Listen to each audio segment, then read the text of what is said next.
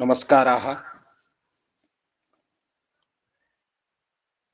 अस्माकं छत्तीसगढ़ संस्कृत शिक्षा सेवा संस्थाने अत्र वयं समवेताः स्वामी श्री श्रीनिवासाचार्य स्मृति व्याख्यानमालायाम् अस्यां व्याख्यानमालायाम्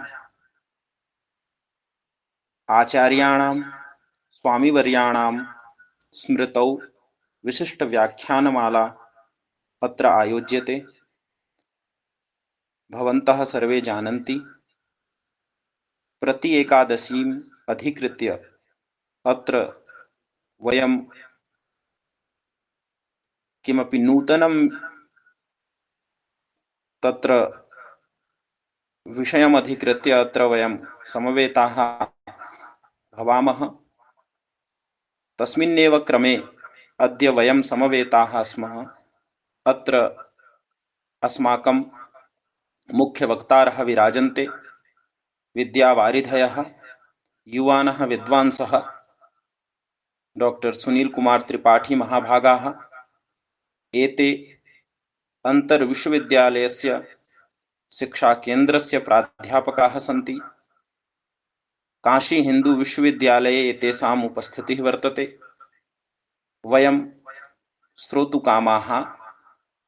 अत्र विषयः वर्तते भारतीय शिक्षणपद्धतौ यद्वैशिष्ट्यम् अस्ति तद्वैशिष्ट्यम् अधिकृत्य अत्र व्याख्यानं समुपस्थापयिष्यन्ति एते आचार्याः। एतस्मात् प्राक् अत्र मंगलाचरणाय अहं सादरं सश्रद्धं प्रार्थयामि। अधुना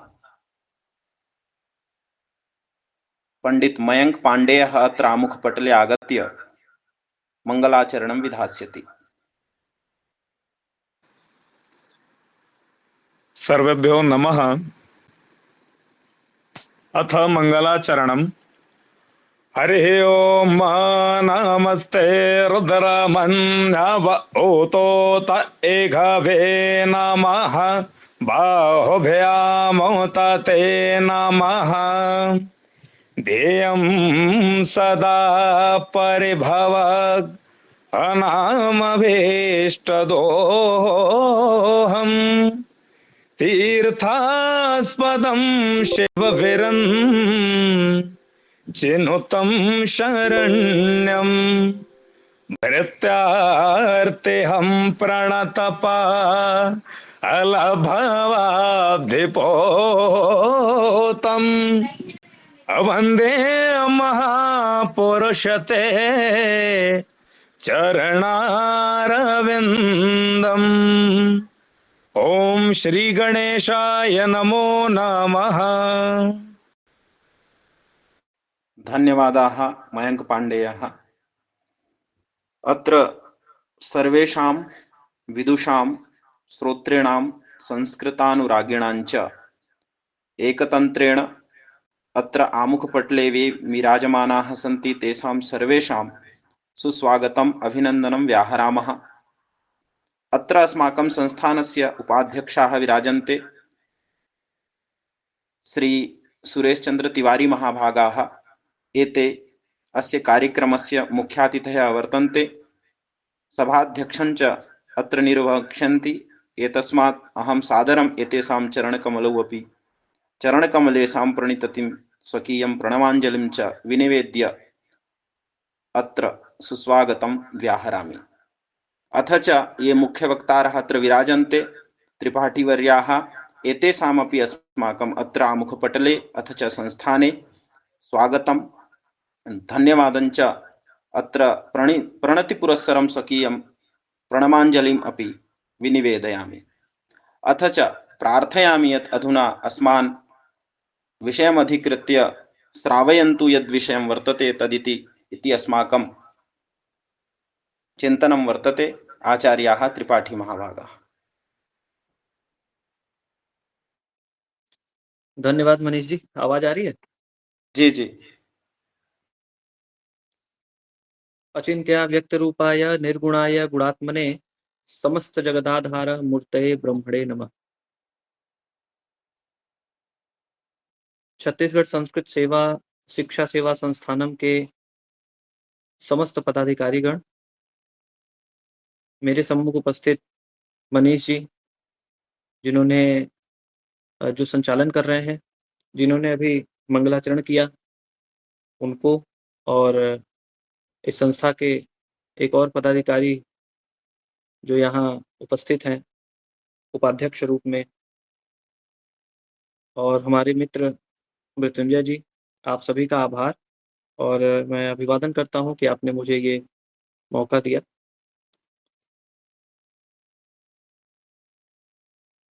आज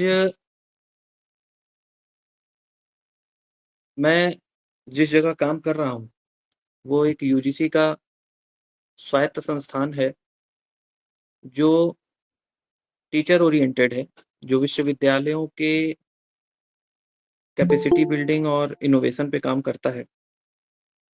और नई जो शिक्षा नीति हमारी आई है, राष्ट्रीय शिक्षा नीति 2020, उसको हम भारत में कैसे लागू करेंगे, उसके बीच में क्या-क्या दिक्कतें आ रही हैं उस पर, और नई शिक्षा नीति 2020 के अंतर्गत जो भारतीय ज्ञान परंपरा की एक गाइडलाइन आई है, उसके परिप्रेक्ष्य में हम सभी विश्वविद्यालयों में क्या कर रहे हैं, इस पर हमारा काम चल रहा है। तो अभी जो सर्वप्रथम जो पहला काम प्रारंभ हुआ, वो भारतीय ज्ञान परंपरा को लेकर के ही हुआ। उसमें भी यूजीसी और उसके जो विद्वान थे, अभी तक इतने दिनों में यह मतलब कल्पना से परे है कि हमारी ये जो परंपरा है, इतनी विश्व विस्तृत है और इतनी बड़ी है कि इसको तत्काल के क्रम में पा लेना और उसको प्रयासभूत में लाना, और कह सकते हैं कि इन पेपर भौतिक रूप में सामने ले आना, ये थोड़ा असंभव सा है। इसलिए सभी विश्वविद्यालयों में उसके लिए यूजीसी वो प्रक्रिया कर रहा है। इसमें जो सबसे अच्छी बात है वो है प्राचीन भारतीय शिक्षण पद्धति। हमारी जो शिक्षा पद्धति रही है, हम सभी इसमें बहुत सारे आचार्यगण जुड़े होंगे, समाज के कुछ लोग हैं, और छात्र, विशेषकर छात्र, इस पर ध्यान देने योग्य उनके लिए यह बात है कि हम सबको ये पता है कि हमारी प्राचीन परंपरा या जितने भी हमारे शास्त्र हैं, उसका मूल वेद है और अपौरुषेय है, इसमें भी कोई दो राय नहीं है। तो वेद को हम कितने भागों में बांटते हैं? अंग्रेजों के आने के पहले हम वैदिक काल ही मानते थे, उत्तर वैदिक काल मानते थे। उन्होंने पूर्व वैदिक काल किया, वैदिक काल किया और उत्तर वैदिक काल किया। क्योंकि वेद के पहले हम कुछ मानते नहीं, इसलिए हमारा स्पष्ट है कि हम वैदिक काल ही मानेंगे, जिस पे भारतीय ज्ञान परंपरा यूजीसी भी उस पर अपना एक गाइडलाइन दे चुकी है। वैदिक कालीन शिक्षा प्रणाली से हम संस्कृत के जुड़े हुए लोग हैं, तो हम बहुत अच्छे से जानते हैं कि वैदिक कालीन शिक्षा प्रणाली में गुरुकुल परंपरा रही है। गुरु अपने यहाँ रख कर पढ़ाते थे, और जितना मैंने देखा है या जितना मैंने आधुनिक विषय में आकर जितना मैंने देखा है और जाना है, तो मुख्य रूप से हमारे गुरुकुलों में जो विद्यार्थी के उन्नयन के लिए सबसे महत्वपूर्ण चीजें विकसित की जाती थी, वह है उनका चरित्र निर्माण, उनमें मनुष्यत्व का आना और अहम भाव की समाप्ति। इसकी वैज्ञानिकता पे भी मैं अभी आऊंगा कि आखिर हमारे गुरुकुल परंपरा में हमारी जो शिक्षा पद्धति रही है और हमारी शिक्षण पद्धति, जो हमारा एजुकेशन इकोसिस्टम रहा है और जो हमारा पेडागोजी और एंड्रागोजी सिस्टम रहा है, वो क्यों वैज्ञानिक रहा है, क्यों आज विदेश भी उसको फॉलो कर रहे हैं। अहम भाव की बात करें तो सर्वप्रथम गुरुकुल में रहकर छात्रों को गुरुकुल से संबंधित जुड़े हुए सभी कार्यों को स्वयं निष्पादित करना होता था। गौशाला चलाना है, गुरु की सेवा करना है, खाना बनाने में हाथ बटाना है, साफ सफाई करना है। इसका उद्देश्य कोई ऐसा नहीं था कि ब्राह्मण शोषण कर रहे हैं। इसका परम उद्देश्य यही था कि स्वयं के भाव में किसी का भी पुत्र हो, राजा का हो, सैनिक का हो, किसी गरीब व्यक्ति का हो, सबका सबका पुत्र है, सबके जो भी बच्चे हैं वो साथ में ही काम करेंगे और सर्वप्रथम अपने अहम का विनाश करेंगे, तभी वो आगे जाके मनुष्यत्व की प्राप्ति उनको हो सकती है। पहली वैज्ञानिकता हमारे यहाँ ये थी। जब तक हम सबको ग्राउंड लेवल पे लाकर काम नहीं करेंगे, तब तक उनको इस रियलिटी का अनुभव ही नहीं होगा कि आखिर वो हैं क्या? आज स्कूलों में जो भी पढ़ाया जाता है, हायर से हायर रैंक की परिकल्पना की जाती है कि कोई सनबीम में पढ़ रहा है, कोई डीपीएस में पढ़ रहा है, कोई सेंट जॉन्स में पढ़ रहा है, कोई संस्कृत विद्यालय में पढ़ रहा है, तो उपेक्षित नज़र से देखने लगते हैं, उनकी अपेक्षा कुछ और ही हो जाती है। उस समय की परिकल्पना ऐसी नहीं थी। बाद में हाँ, ये है कि उस समय हमारे कुछ मैं मतलब क्षमा कीजिएगा, कुछ हमारे पूर्व आचार्यों की कुछ गलतियाँ भी रही हैं। उसमें कहने में कोई दोष नहीं है। अब हम लोग उस स्तर पे आ गए हैं कि अगर कुछ त्रुटियाँ हुई हैं, तो उसको सुधारने की भी आवश्यकता है। वैदिक काल के बाद जब हम उत्तर वैदिक काल में आते हैं, तब तक काफ़ी उपनिषद विकसित हो चुके थे, संहिताएँ विकसित हो चुकी थी और धीरे-धीरे वेदांग भी विकसित हो चुके थे। और एक जो हमारी प्राचीन पद्धति में जो एक व्याख्यान विधि के साथ-साथ जो एक एक हम लोगों के ऊपर एक मोहर लग गया कि संस्कृत पढ़ने वाले, पढ़ाने वाले रटंत विद्या का ही श्रवण-मनन करते हैं, अध्येता हो जाते हैं, केवल रटना है। ये भी एकदम अतार्किक तो है ही, लेकिन शुरू से चलता आ रहा है और इसको बढ़ावा भी दिया गया। क्यों? क्योंकि बिना इसके हमारी जो प्राचीन भारतीय शिक्षा पद्धति थी, उसको नष्ट किया ही नहीं जा सकता था। पूर्व वैदिक काल, उत्तर वैदिक काल के बाद जब अंग्रेज आए, तो उन्होंने सर्वप्रथम काम किया कि जो हमारे जो गुरुकुलों में जो अ, विद्या अध्ययन कराते थे, उसमें सर्वप्रथम षड वेदांगों के साथ, जिसमें मुख्य रूप से ये था कि आप तब तक कोई विषय नहीं पढ़ सकते जब तक आपको व्याकरण ना आए। आप उस शब्द की शक्ति को पहचान ही नहीं सकते। रटाने का तात्पर्य ये था कि आपकी जो वाणी है वो परिष्कृत हो जाए। उसका मतलब ये नहीं था कि आपने कुछ भी याद कर लिया और उसी को लिखते चले जा रहे हैं, उसी को बोलते चले जा रहे हैं, ऐसा नहीं था। वैज्ञानिकता ये थी, आज जो 17 विश्वविद्यालय हैं जर्मनी में, सब में सुबह 7:30 बजे से पाणिनि अष्टाध्यायी का आवृत्ति स्टार्ट हो जाता है, चाहे वो पढ़ पाएँ या ना पढ़ पाएँ। क्यों? हमारे लिए वो रटंत विद्या थी, उनके लिए वो वैज्ञानिक हो गई। आज हमारी संस्था हो, यूजीसी हो या बाहर की कोई भी संस्था हो, अभी तक पाणिनि व्याकरण का कोई ऑप्शन उनको नहीं मिल पाया है। कोई विकल्प नहीं मिला अभी तक, पूरे विश्व में कितनी भी भाषाएँ हैं। आज सबसे समृद्ध 2 दूसरे नंबर पे फ्रेंच है, चाइनीज़ है, इंग्लिश है। आज तक उसके ग्रामर, अंग्रेजी का ग्रामर तो ऐसे ही नष्ट है। फ्रेंच और चाइनीज़ में भी उसका कोई विकल्प नहीं, अगर हम विश्व के लेवल पर देखें। अब शिक्षण पद्धतियों की जहाँ तक बात थी कि आखिर वो क्यों इतनी वैज्ञानिक थी, तो बहुत सारे विधियाँ हैं, कुछ की बात मैं करूँगा। व्याख्यान विधि की बात करें, तो व्याख्यान विधि केवल एक तरफ का पूर्व पक्ष या उत्तर पक्ष का नहीं था। वो उस समय भी हम वाद-विवाद इत्यादि कराते थे, जिससे कि दोनों तरफ के बच्चों का बौद्धिक विकास हो सके, वाणी परिष्कृत हो सके और कुछ नया नवाचार करने वो सीख सकें कि कैसे आखिर क्या इनोवेटिव हम कर सकते हैं।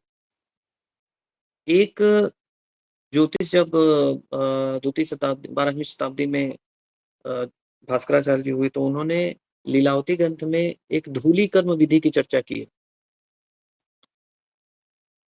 आज आप देख रहे होंगे कि बच्चे हम लोग जब पढ़ते थे तो एक स्लेट होता था, काले रंग का, और उसपे हम चॉक से लिखते थे, मिटाते थे और हमारे पहले भी वो स्लेट आता था, लकड़ी का बनता था।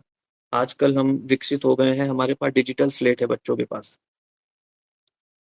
आप लोगों ने भी देखा होगा। एनसीईआरटी और एससीईआरटी ने एक मॉड्यूल बनाया था उसके लिए। डिजिटल स्लेट, हाथ से आप कहीं भी लिख सकते हैं, मिटा सकते हैं, जैसे मोबाइल यूज होता है वैसे ही वो होता है बहुत बढ़िया। उससे किसी को कोई दिक्कत नहीं है, कोई चौक नहीं खर्च हो रहा है, लकड़ी नहीं कट रही है। लेकिन सबसे ज्यादा दिक्कत उसमें ये है कि बच्चों की आंखें खराब हो रही हैं। ऐसा नहीं था कि हमारे जो प्राचीन विद्वान थे या जो हमारे वैज्ञानिक थे वो उसका निर्माण नहीं कर सकते थे। जो हवाई जहाज बना सकता था वो डिजिटल स्लेट भी बना लेता।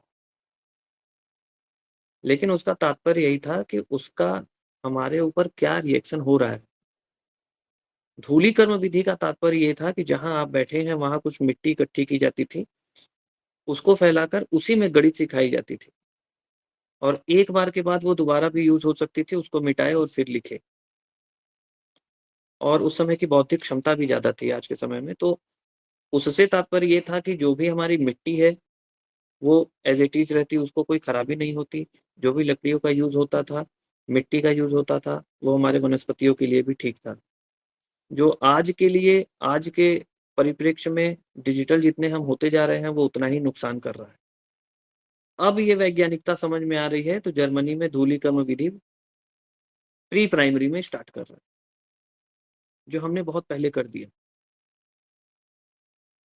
अब हमारा दुर्भाग्य ये है कि हम अपने प्राचीन ग्रंथों से जो लग गया कि ये ग्रंथ पर्टिकुलर किसी एक समुदाय का हो गया, उससे हम कुछ न सीख के अब हम बाहर से उसको ले आएंगे कि ये जर्मनी में हो रहा है और काफी अपडेटेड है, इसलिए हमको उसको ऐड ऑन करना चाहिए। अब हम वापस उसको जरूर करेंगे, कुछ सालों में आप देखेंगे धूलिकर्म विधि यहाँ चालू हो जाएगी। जो भास्कराचार्य ने कहा उस पर किसी का ध्यान अभी नहीं जाता है, जो पूर्णतः वैज्ञानिक। आगे चल के हमारी जो भी विद्याएं थी, जैसे जैसे अभी मैं बात कर रहा था कि अ, हम लोगों की जो विद्या प्रधान जो अध्ययन था उसको शिक्षा प्रदान कर दिया गया। विद्या का तात्पर्य परम ब्रह्म की प्राप्ति थी।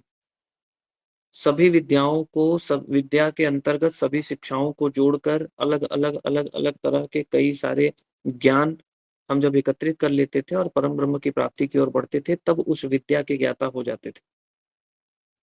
एडम जब आए 1718 और 1819 में, जब उनका रिपोर्ट आया है, और मैकाले के बारे में आप लोग जानते ही होंगे, जिन्होंने पूरी भारतीय शिक्षा नष्ट कर दी। उन्होंने सबसे पहले हम लोगों की शिक्षा व्यवस्था को विद्या आधारित न करके सीधे शिक्षा आधारित कर दिया, विषय आधारित कर दिया। जो ज्योतिष का है वो ज्योतिष पढ़ेगा। ज्योतिष से जुड़े हुए एक दो विषय उन्होंने रख दिए कि फलित है, गणित है, संहिता है, इसमें से कोई एक ले लेगा। जो व्याकरण है वो नव्य व्याकरण और प्राचीन व्याकरण पढ़ेगा। कर्मकांड को अलग कर दिया, अंग्रेजी आधुनिक विद्याओं को अलग कर दिया। उन्होंने जितने आयुर्वेद के विषय थे उनको अलग कर दिया, नष्ट कर दिया। आगे चल के ये यहीं पे नहीं रुके। जैसा कि हम लोगों को पता है कि जाति प्रथा की शुरुआत भी उन्होंने ही की। हमारे यहाँ तो कर्म के आधार पर कोई भी राजा बन सकता था। महाभारत में भी शांतनु ने एक राज्य के एक व्यक्ति को उठा के राजा बना दिया था। नहुस भी हमारे यहाँ इंद्र बन चुके हैं, एक व्यक्ति ही थे। तो कर्म आधारित शिक्षा में कुछ और जो व्यक्तिगत आरोप लगते हैं वैदिक कालीन शिक्षा पे, उसमें मैकाले ने एक और उसमें ऐड किया था कि स्त्री आधारित शिक्षा नहीं थी हमारे यहाँ, जो कि ऐसा नहीं है। आश्रम परंपरा में, आश्रम व्यवस्था में जब भी गुरु बच्चों को ज्ञान देते थे तो गुरु माता ही परीक्षा लेती थी, और कोई परीक्षा तभी ले सकता है जब उसको उतना ज्ञान। किसी की भी परीक्षा और किसी की भी समीक्षा आदमी तभी कर सकता है जब उस लेवल का वह देता हो। आगे चल के हमारी परंपराओं और शिक्षण पद्धतियों की विशिष्टता को खत्म करने का काम ब्लूम ने कर दिया। बहुत सारे लोग बीएड एमएड वाले भी इसमें होंगे जिन्होंने ब्लूम टेक्सोनॉमी पढ़ी होगी। आज अगर हम ब्लूम टेक्सोनॉमी की बात करें तो जितनी प्राचीन चीजें हैं उसने कुछ नहीं किया, उसने बस हमारी ही चीजों को थोड़ा थोड़ा थोड़ा थोड़ा थोड़ा थोड़ा काट के आगे रख दिया।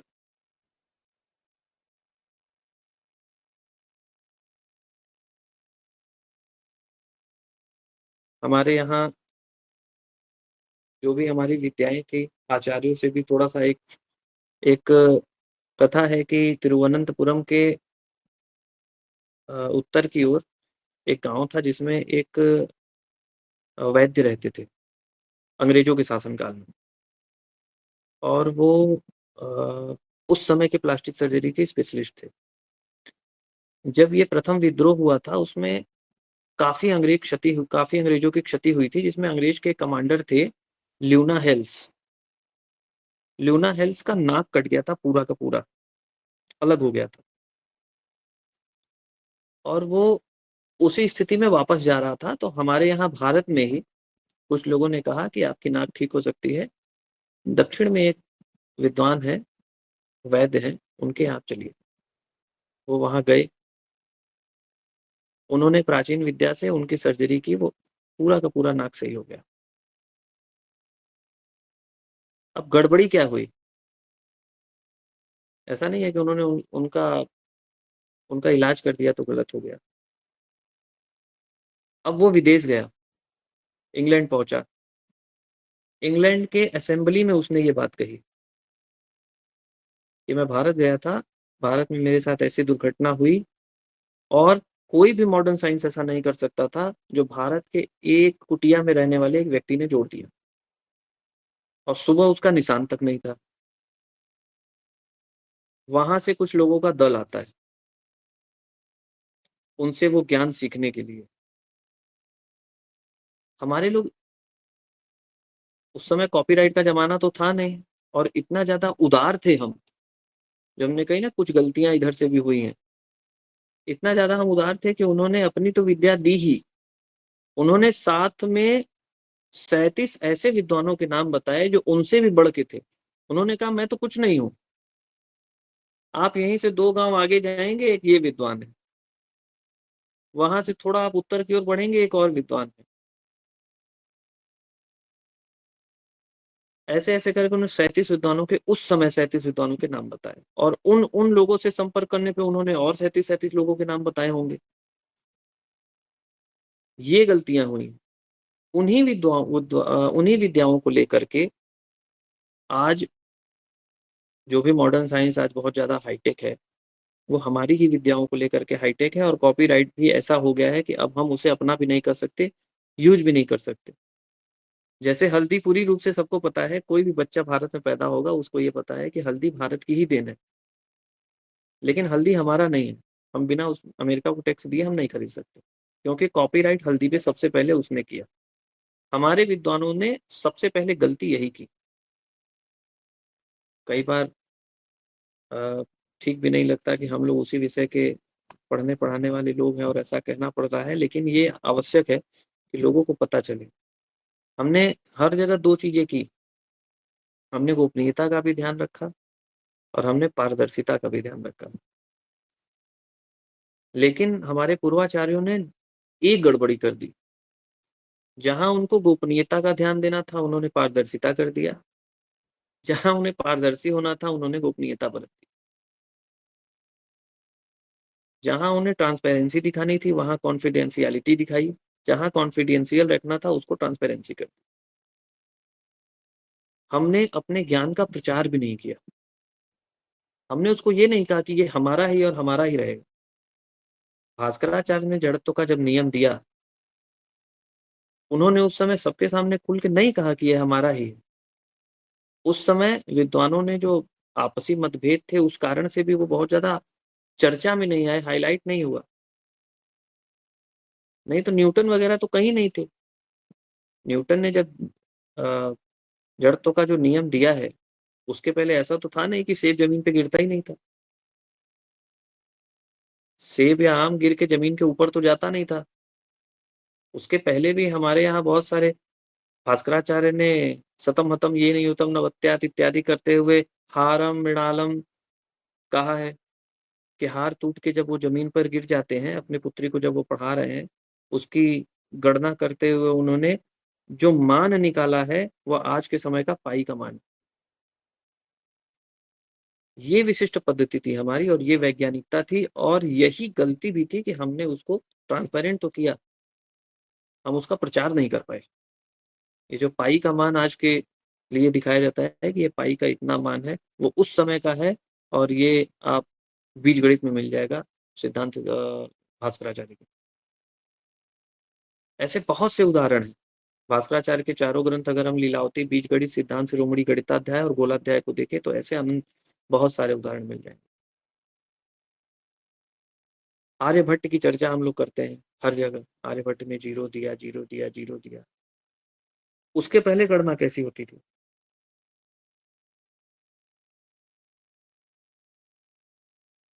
उसके पहले भी तो गणना होती थी। धृतराष्ट्र के 100 पुत्र थे। यहां हमने पारदर्शिता किया, यहाँ कॉन्फिडेंशियलिटी रखनी थी। जीरो के 7वें भाग तक की गणना की है आर्यभट्ट ने, जीरो की नहीं। लेकिन जो हाईलाइट हो गया वो चल रहा है। आर्यभट्ट ने हमारे यहाँ, आर्यभट्टियन जब आप उठाएंगे तो एक एक अक्षरों पे अंकों को सेट कर दिया है। हमारे यहाँ इतनी प्राचीन और वैज्ञानिक विधि थी कि अगर आपको अंक, बड़े बड़े अंक न याद हो तो हम अक्षरों को याद करके उस अंकों तक पहुंच सकते हैं। लेकिन ये हम इसका प्रचार नहीं कर पाए। आज हमारे इन्हीं विद्याओं को वो अन्वेषण कर रहे हैं, वो पुनः शोध कर रहे हैं और वो उसको वहां अप्लाई कर रहे हैं। आज फ्रांस में एक जेन उसके करके एक प्रोफेसर हैं जो हमारे यहाँ संस्था से जुड़े हुए हैं। आप लोगों को बड़ा आश्चर्य होगा कि हमारे यहाँ एक ऐसा ग्रंथ है छोटा सा जिसमें एक एक शब्द के बहुत सारे अर्थ हैं।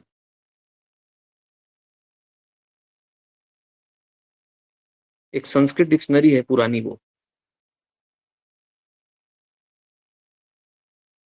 वो बता रहे थे कि आज से 7-8 साल पहले से उस पर शोध उनका चल रहा है कि आखिर एक शब्द में अग्नि का मतलब 3 ही क्यों,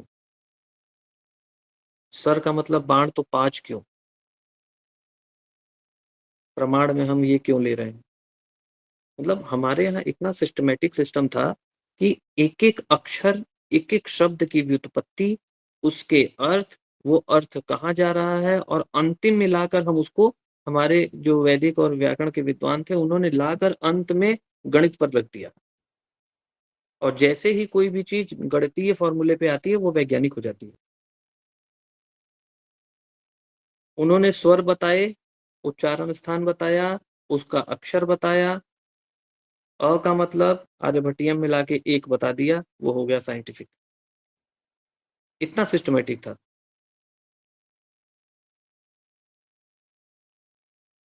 लेकिन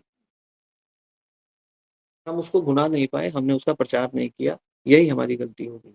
आज जब हम राष्ट्रीय शिक्षा नीति 2020 को देखें तो उसमें बहुत सारी ऐसी चीजें हैं जिसमें इसको बढ़ावा दिया जा रहा है। पाणिनि व्याकरण पर भारत ही नहीं, विदेश में तो हो ही रहे हैं। भारत के बहुत बड़े बड़े संस्थान लग गए हैं इसकी इसके शोध पर कि आखिर कैसे इसको डिकोड किया जाए। भारतीय ज्ञान परंपरा में 7 ऐसे महत्वपूर्ण अध्याय हैं जिसमें प्रत्यक्ष रूप से ज्योतिष को उन्होंने लिया है। अलग अलग नामों से लिया है, भले ही खगोल नाम से लिया है, लेकिन लिया ज्योतिष को ही। अब वो भी जानना चाह रहे हैं कि अहरगण आखिर क्यों आवश्यक है। जब हमारे ऋषियों ने कहा कि अहरगण, अहनाम गणा अहरगणा, दिन और रात्रि का जो समूह है वो अहरगण है, तो उन्होंने नहीं माना कि नहीं नहीं, इससे कोई गणना नहीं हो सकती। आज जब उन्होंने देखा कि हमारे यहाँ जो पंचांग हैं वो बिना किसी सैटेलाइट के बता सकते हैं कि हमारे यहाँ अगला ग्रहण कब होगा, कौन सा दृश्य होगा, कौन सा अदृश्य होगा, कौन सा पूर्ण होगा, कौन सा कम होगा, तब उन्हें ये भान हुआ कि नहीं, ये ज्यादा सिस्टमेटिक है और इससे हम कुछ नया कर सकते हैं। तब वो उस पर काम करना स्टार्ट किए। हमारा इतना सिस्टमेटिक सिस्टम था कि हरगण एक छोटे से शब्द में हमने बता दिया कि दिन और रात्रि का समूह।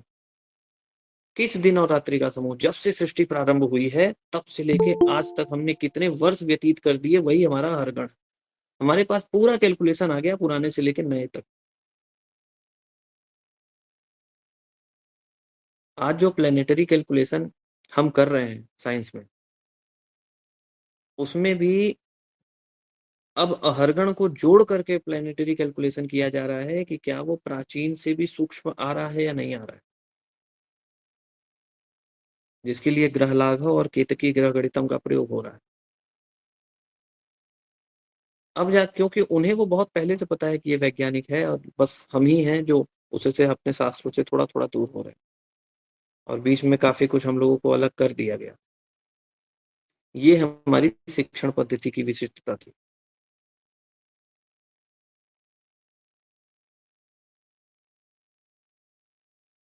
धनुर्विद्या, आयुर्वेद, ज्योतिष, खगोल, फलित, संहिता, व्याकरण, नवीन हो, प्राचीन हो, न्याय हो, दर्शन हो, कोई ऐसा विषय नहीं जिसमें वैज्ञानिकता हम न निकाल सके। और ऐसा नहीं है कि जबरदस्ती का हम वैज्ञानिकता निकाल देते हैं, उसमें वैज्ञानिकता है।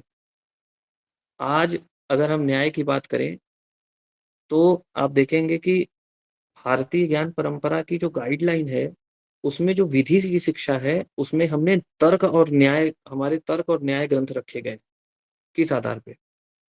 उन्हें पता था कि कभी भी जब कोर्ट में कोई बहस होती है तो वो तर्क पर ही आधारित होती है। कोई भी वाद विवाद होता है तो वो तर्क पर ही आधारित होता है, और तर्क, तर्क संग्रह, तर्क शिक्षा और तर्क विधि इत्यादि ग्रंथों के अलावा कोई बहुत अच्छा बता नहीं सकता। जब तक किसी को पद पदार्थ के बारे में ज्ञान नहीं होगा, वो वहां मूल तत्व तक नहीं पहुंच सकता। अब नई शिक्षा नीति जो 2020 है, अब उसके आलोक में हम धीरे धीरे उस ओर बढ़ रहे हैं। अब हमें ये समझ में आ रहा है कि नहीं, हमारी भारतीय शिक्षण पद्धति जो पहले से हम कहते आ रहे हैं वो एक्चुअल में अच्छी थी। स्त्री शिक्षा तब भी थी, क्योंकि गुरु माता बैठ के यज्ञ में साथ में आहुति दे रही है, और वो समीक्षा कर रही है, और वो परीक्षा दे, बच्चों की परीक्षा ले रही है। इसका मतलब है कि वो पढ़ी हुई है। यज्ञ में भी जब वेदी बनती थी उस समय, तो उस समय कोई कोई ऐसे ही आहुतियां होती थी जो पत्नी ही करती थी मंत्र पढ़कर। मंत्र वो तभी पढ़ेगी जब पढ़ना जानती थी। इसका मतलब है कि हमारे यहाँ स्त्री शिक्षा बहुत पहले से थी। ये तो बाद में जब हमें जातियों में बांट दिया गया, धर्म आधारित कर दिया गया कि जो क्षत्रिय है वही राजा होगा, जो ब्राह्मण है वही, ऐसा तो कुछ था नहीं। हमारे यहाँ तो जो पढ़ रहा है वो ब्राह्मण हो गया, जिसने शस्त्र उठा लिया वो क्षत्रिय हो गया। हम लोगों की दृष्टि में अगर टाटा बूट शॉप है, वो शूद्र ही तो हुए वो।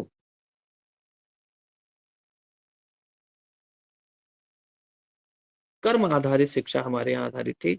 इसीलिए हम सबको एक साथ मिलाकर विद्याओं में, ऐसे बहुत से कथाएं हैं, कहानियां हैं जो हम लोग पढ़ते हुए हम लोगों ने कई बार देखा है कि कई बार ये प्रश्न उठते हैं कई जगह कि इनको शिक्षा से अलग कर दिया गया, इनको मनुस्मृति में ऐसा कहा गया, इनको ऐसा कहा गया। ऐसा कुछ नहीं था। हम लोग ये जो विषय पढ़ने वाले हैं वो तो बहुत अच्छे से जानते हैं कि ऐसा कुछ नहीं था। हमारे शास्त्रों में कोई भेद नहीं है। भेद दिखाया गया 1917, 1818 और 1819 के बाद से। जैसे ही एडम इत्यादि लोग आए, उन्होंने सर्वप्रथम हमारे ग्रंथों का गलत अनुवाद करना स्टार्ट किया। आप अभी भी मनुस्मृति देख लीजिए, उसमें बहुत सारे आपको ऐसे श्लोक मिल जाएंगे जिसका अर्थ वो कहीं समझ में ही नहीं आता कि इसका अर्थ ये कैसे हो गया। बस श्लोक है और उसका अर्थ है, और कुछ लोगों को मौका मिल गया उसका विरोध करने। हमारी प्राचीन भारतीय शिक्षण पद्धति जो अब धीरे धीरे हाईलाइट हो रही है, वो तो बहुत पहले से हमें धर्म के लक्षणों पे हमें धर्मानुकूल बनाने के लिए थी, हमारा आचरण ठीक हो। महामना ने पहला जब उद्भाषण दिया था अपना काशी हिंदू विश्वविद्यालय में, तो उसमें उन्होंने मनु के धर्म के लक्षण की ही चर्चा की थी। उन्होंने कहा था कि धर्म मतलब ये संप्रदाय या कोई रिलीजन नहीं है, धर्मानुकूल रहना ये है। धृति समात्मोस्तयम इत्यादि की चर्चा उन्होंने की थी। कि अगर हम ऐसे रहें तब हम धर्मानुकूल हैं और हमें धर्म के अनुसार ही आचरण करना है। इसीलिए आप देखेंगे हम लोग तो अधिकतर इसमें सब काशी हिंदू विश्वविद्यालय के ही दिख रहे हैं कि जब भी हम किसी भी विभाग या फैकल्टी में एंट्री करते हैं तो बाहर एक महामना का बोर्ड लगा है जिसमें उन्होंने स्पष्ट लिखा है कि हम यहाँ से सरकारी नौकर या नौकरी पाने वाले या व्यवसायी को नहीं पढ़ाना है, हम चरित्र निर्माण कर रहे हैं और हम मनुष्य की रचना कर रहे हैं जिसमें मनुष्यत्व हो, जिसमें सील हो, जिसमें क्षमा करने की भावना हो, जिसमें प्रेम हो। ये हमारी शिक्षण पद्धति रही है, ये हमारी विशिष्टता रही है और हमारे ग्रंथों की वैज्ञानिकता रही है, जिसे अब बाहर के लोग तो एडॉप्ट कर ही रहे हैं, लेकिन अब समय है कि अब हम भी इसे एडॉप्ट करें। और इसमें बड़ी खुशी है कि राष्ट्रीय शिक्षा नीति जो 2020 आई है, आप लोगों ने लगभग जो अध्यापक हैं वो पढ़ रहे होंगे, उसमें इस पर काफी जोर दिया गया है। और एक बार भारतीय ज्ञान परंपरा की जो गाइडलाइन है, जिसको IKS नाम दे दिया गया है, उसकी गाइडलाइन को भी जरूर देखना चाहिए। और अब हम ही लोगों को अगर कोई चीज खटक रही है तो अब यूजीसी ने तो ओपन टू ऑल कर दिया है, जितने IUC है, इंटर यूनिवर्सिटी सेंटर है, कि अगर आपको उसमें कुछ गड़बड़ लग रहा है तो आप अपना फीडबैक दे सकते हैं। जिसमें मैंने खुद दिया है कि इंडिया इज नॉट भारत। वो तो भारत बोल नहीं पाते थे इसलिए उसका नाम इंडिया रखा गया कि दबे कुचले और जो लोग हैं जो हमारी बात मानते हैं वो इंडिया हो गया। तो इंडियन नॉलेज सिस्टम, इस नाम से हम भारतीय ज्ञान परंपरा को प्राप्त नहीं कर सकते। नॉलेज ज्ञान नहीं है। ये हमारी प्राचीन भारतीय शिक्षण पद्धति रही है और मुझे बड़ा अच्छा लगा कि इस पे आप लोगों ने मुझे मौका दिया कुछ चर्चा करने का।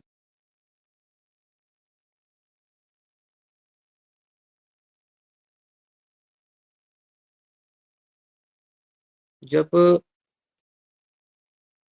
आज के समय में जब हम इसकी चर्चा करें कि हम संस्कृत का उत्थान कैसे कर सकते हैं, क्योंकि हम सब संस्कृत से ही जुड़े हुए हैं, ठीक है, आज कहीं भी हैं लेकिन हैं संस्कृत के, तो आज खास करके छात्रों के लिए एक बड़ा मतलब अति आवश्यक कार्य ये होना चाहिए कि हमें भाषाओं का ज्ञान जरूर होना चाहिए।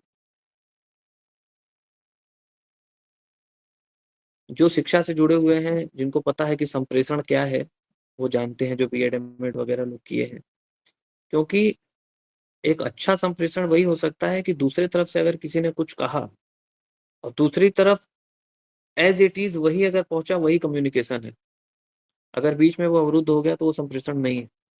संप्रेषित आप किसी को तभी कर सकते हैं जब आपके पास भाषा हो आपकी। और जरूरी नहीं है कि आपकी भाषा, जैसे हम संस्कृत में है, अगर कहीं कुछ विचार चल रहा है कि नहीं अंग्रेजी वालों को, तो हम वहां पर थोड़ा सा अड़ जाएं कि नहीं नहीं आप अंग्रेजी बोल रहे हैं तो मैं संस्कृत बोल रहा हूँ। ऐसा भी नहीं होना चाहिए और ये हमारे पूर्वाचार्यों ने बहुत किया है। हमें भाषाओं का पर्याप्त ज्ञान होना चाहिए।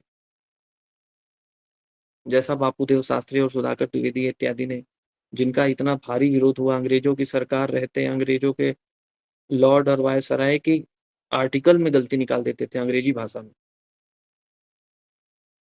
आप जब पढ़ेंगे बापूदेव शास्त्री की जीवनी तो उसमें मिलेगा। इसीलिए उन्हें ग्रिफिथ की उपाधि दी गई। उस समय सबसे बड़ी उपाधि विद्वानों की ग्रिफिथ थी। काशी हिंदू विश्वविद्यालय में उस पर एक गोल्ड मेडल भी है, ग्रिफिथ रामायण गोल्ड मेडल मिलता है, ये उपाधि दी जाती थी। तो आज छात्रों के लिए सबसे आवश्यक क्या है कि हमारी अगर शिक्षा, संस्कृत शिक्षा पद्धति, शिक्षण पद्धति, पेडागोजी इत्यादि को अगर बढ़ाना है तो आप तभी बढ़ा सकते हैं जब आपके पास भाषा का ज्ञान समृद्ध हो। जहां हम संस्कृत में बात कर रहे हैं, हम संस्कृत को उत्थान के लिए हम संस्कृत की चर्चा करें। हिंदी में जहाँ बात हो रही है हिंदी करें, और जहां अंग्रेजी में हमें अपना पक्ष रखना है तो हम उस स्थिति में रहें, इतने कैपेबल रहें कि हम अंग्रेजी में अपनी चर्चा कर सकें। कम से कम हम अपनी बात वहां रख सकें। किसी के आर्टिकल अगर कुछ गलत है, संस्कृत के बारे में कुछ विभेद दिख रहा है, तो उस पर हम रिव्यू आर्टिकल अंग्रेजी में लिख सकें। उतना सुदृढ़ होना है, तब हमारी शिक्षण पद्धति का वैशिष्ट्य सामने आएगा, अन्यथा में नहीं आएगा। बस इतना ही। धन्यवाद, आपने मुझे इतना अच्छा अवसर दिया।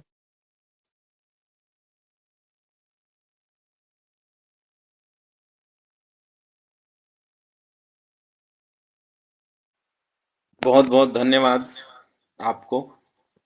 आपने बहुत सारे विषयों को प्राचीन भारतीय शिक्षण पद्धति से आरंभ करते हुए यूजीसी के जो भारतीय ज्ञान परंपरा है उसको भी प्रस्तुत करते हुए बहुत सारगर्भित विषयों को प्रतिपादन किया, उसके लिए बहुत बहुत धन्यवाद ज्ञापित करता हूँ। और इस तरह के वस्तुतः जो विषय आज का था वो पूरी तरह समसामयिक पर निर्धारित था और हमें उसी के अनुकूल ही अपने शिक्षण पद्धति को लेकर के चलना है। स्वामी श्रीनिवासाचार्य स्मृति व्याख्यान जहां हम लोग विचार कर रहे हैं जिस विषय पर और जिनके उद्देश्य को लेकर के ये व्याख्यान माला चल रही है, वो कहीं न कहीं वो गुरुकुल पद्धति से जुड़े हुए थे निष्णात विद्वान, जिन्होंने अपने संपूर्ण जीवन को संस्कृत के लिए, शास्त्र के लिए और व्याकरण शास्त्र के लिए विशेषतः उन्होंने समर्पित किया। और आज जो विषय श्रवण किए हम लोग, उससे हमने बहुत कुछ उनके स्मृतियों को स्मरण करते हुए उनके चरणों में समर्पित करते हैं। बहुत बहुत धन्यवाद महोदय। अब यहाँ पर विराजमान है हमारे श्री महावीर शर्मा महोदय जी। मैं आपको 2 शब्द स्वामी जी के विषय में कहते हुए ने निवेदन करूंगा।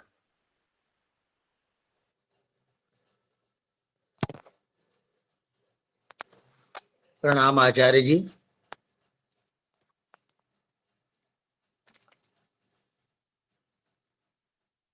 परम पूज्य स्वामी जी महाराज के जीवन से बहुत अल्प बाल्यकाल से ही मैं जुड़ा हुआ हूँ। उनके परम पद तक उनके चरणों में आश्रित रहा मैं, लेकिन उनके सन्निधि में ज्ञान अर्जन करने का सौभाग्य तो आप श्रीमान को प्राप्त हुआ।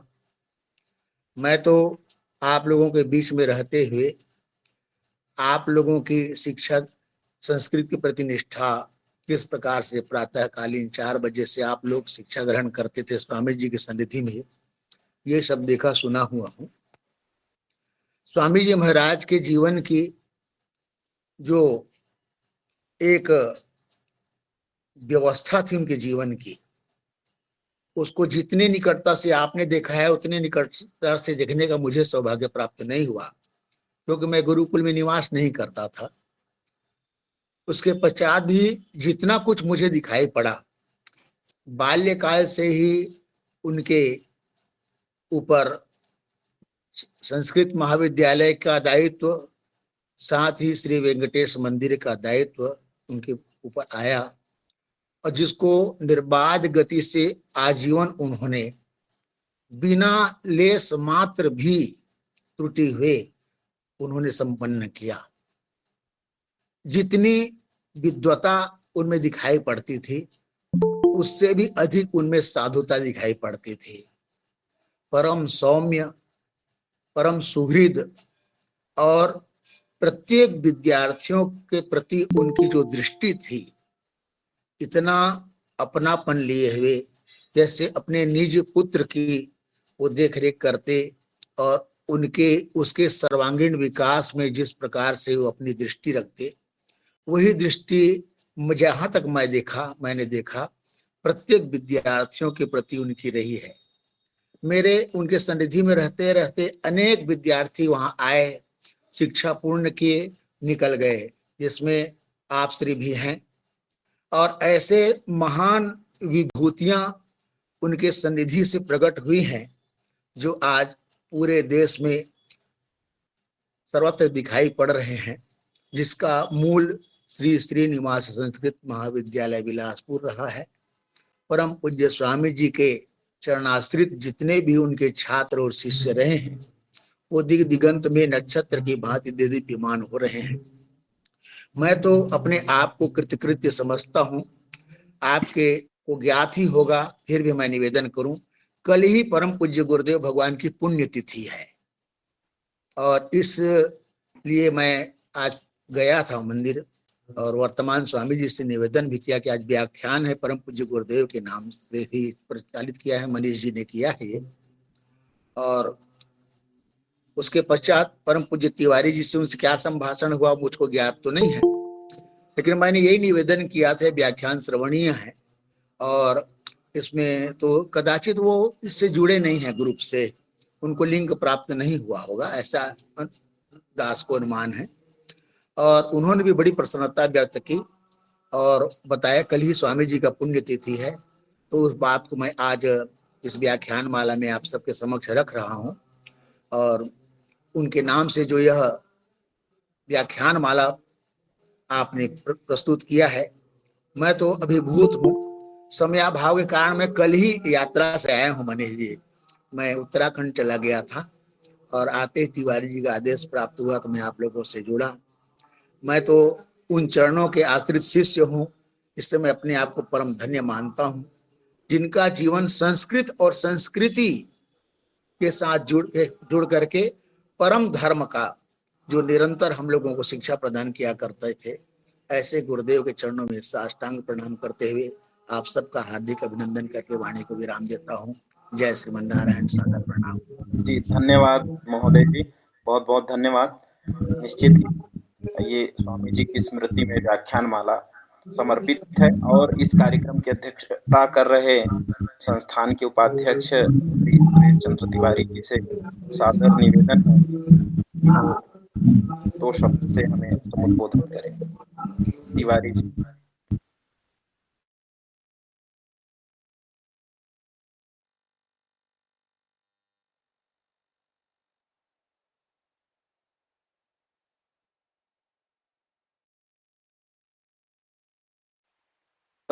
म्यूट है, थोड़ा म्यूट खोल लीजिएगा।